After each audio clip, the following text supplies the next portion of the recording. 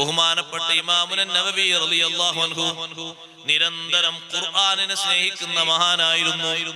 കുട്ടികളുടെ സ്വഭാവം നന്നാകാൻ എന്റെ ശബ്ദം ശ്രവിക്കുന്ന ഉമ്മമാരെ, ഉപ്പമാരെ, കുട്ടികൾക്ക് ഏറ്റവും നിങ്ങൾ പഠിപ്പിക്കണമെന്ന് ഹബീബ് റസൂലുള്ളാഹി സ്വല്ലല്ലാഹു അലൈഹി വസല്ലം പഠിപ്പിച്ചത് ഖുർആനാണ്. അത് ബാപ്പക്ക് ഉമ്മക്ക് നിർബന്ധമാണ്.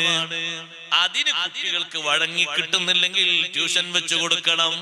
ദുനിയാവിന്റെ ചില്ലിക്കാശിന്റെ ലാഭം കണ്ടിട്ട് അവിടെ പൂഴ്ത്തി വെക്കരുത്.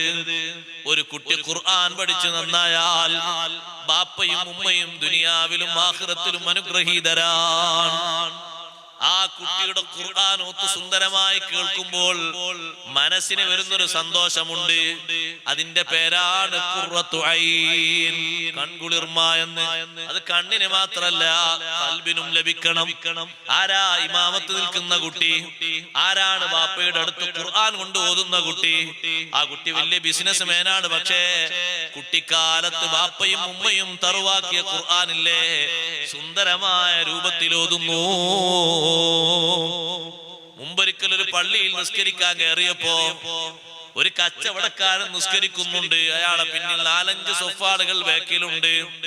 അൽഹംദുലില്ലാഹ് വലിയ സന്തോഷകരമായി ബാപ്പ ഇരുത്തി പഠിപ്പിച്ച ഖുർആനോത്താണ്.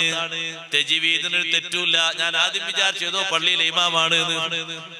പലരും തുടരാൻ വേണ്ടി മടിച്ചു നിൽക്കുമ്പോ ഞാൻ ഉടനെ തുടർന്നു. കാരണം ഫാത്തിഹ കേട്ടപ്പോൾ മനസ്സിലായി ഓത്തറിയുന്ന ആളാണ്.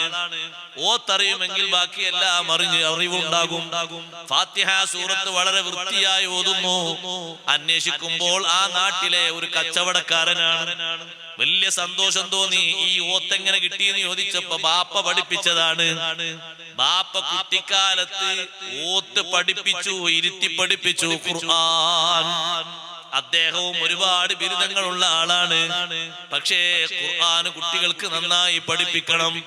ഖുർആൻ പഠിപ്പിക്കുമ്പോൾ കുട്ടികളുടെ മനസ്സും സ്വഭാവവും സംസ്കരിക്കപ്പെടും.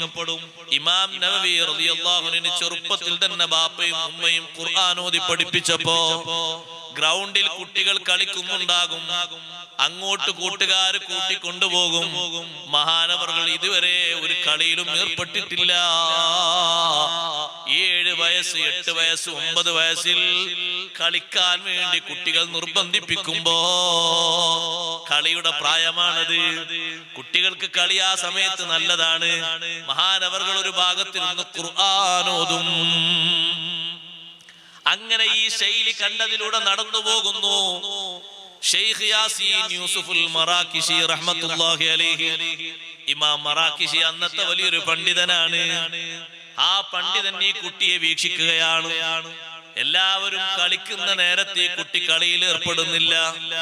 കളിക്കാൻ വിളിച്ചിട്ടവരെ കൂടെ പോകുന്നുമില്ല. നിർബന്ധിപ്പിച്ചിട്ടും പോകുന്നില്ല. പകരം നിന്ന് ഖുർആൻ ഓതുമ്പോ ആ പണ്ഡിതൻ വിലയിരുത്തുന്നത് ആ കുട്ടിയെ മാത്രമല്ല, ആ കുട്ടിയുടെ ബാപ്പയെയും ഉമ്മയെയും കൂടിയാണ്. ഈ ഒരു നല്ല സ്വഭാവത്തിലേക്ക് ആ കുട്ടിയെ പരിവർത്തിപ്പിച്ചത് ആരാണ്? അങ്ങനെ ഒരു ചോദ്യം വരുമ്പോൾ ഉടനെ വരേണ്ട ഉത്തരം ബാപ്പയും ഉമ്മയുമാണ്. ഇമാം നവവി റളിയല്ലാഹു അൻഹു മറ്റൊരിക്കൽ ഈ പണ്ഡിതൻ കാണുന്നു ബാപ്പയുടെ കച്ചവട സ്ഥാപനത്തിൽ പീടികയിൽ. ബാപ്പ പകരത്തിന് നിർത്തിപ്പോയതാണ്. പക്ഷേ ഈ കുട്ടി ഒന്നും വാങ്ങുകയില്ല, വിൽക്കുകയില്ല. ആര് വന്നാലും പറയും എന്തെങ്കിലും വേണോ? ബാപ്പ പിന്നെ എന്താ പണി? ആ കച്ചവട സ്ഥാപനത്തിന്റെ ഒരു മൂലയിൽ നിന്ന് ഖുർആൻ ഓതും. അതല്ലേ പണി. ബാപ്പ വരുന്നവർ കാവലായിട്ട് അവിടെ ഉണ്ടാകും. പകരം ഖുർആൻ ഓതും. ഖുർആനാണ് ഏറ്റവും വലിയ സന്തോഷമുള്ളത്.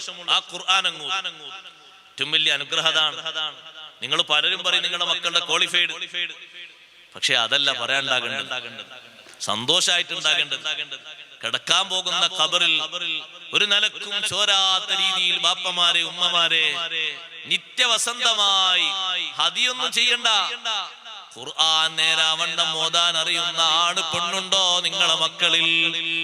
പേരമക്കളിലുണ്ടോ? സന്തോഷമാണ്.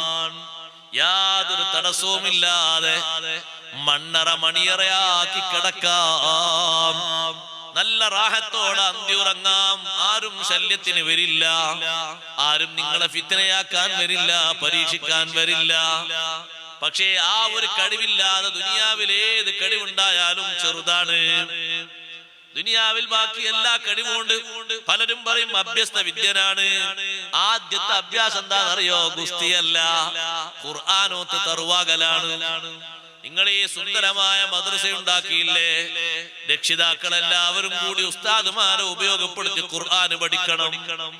ഞാൻ എല്ലായിടത്തും പറയാറുണ്ട്, ഖുർആൻ പഠിക്കണം. 60 കൊല്ലം നമ്മൾ നിസ്കരിച്ചിട്ട് ഒരു നിസ്കാരവും അല്ലാഹു ഖുർആനോത്ത് ശരിയാകാത്തതിന്റെ പേരിൽ കബൂലാക്കാതിരുന്നാൽ നഷ്ടന്മാർക്കാണ്.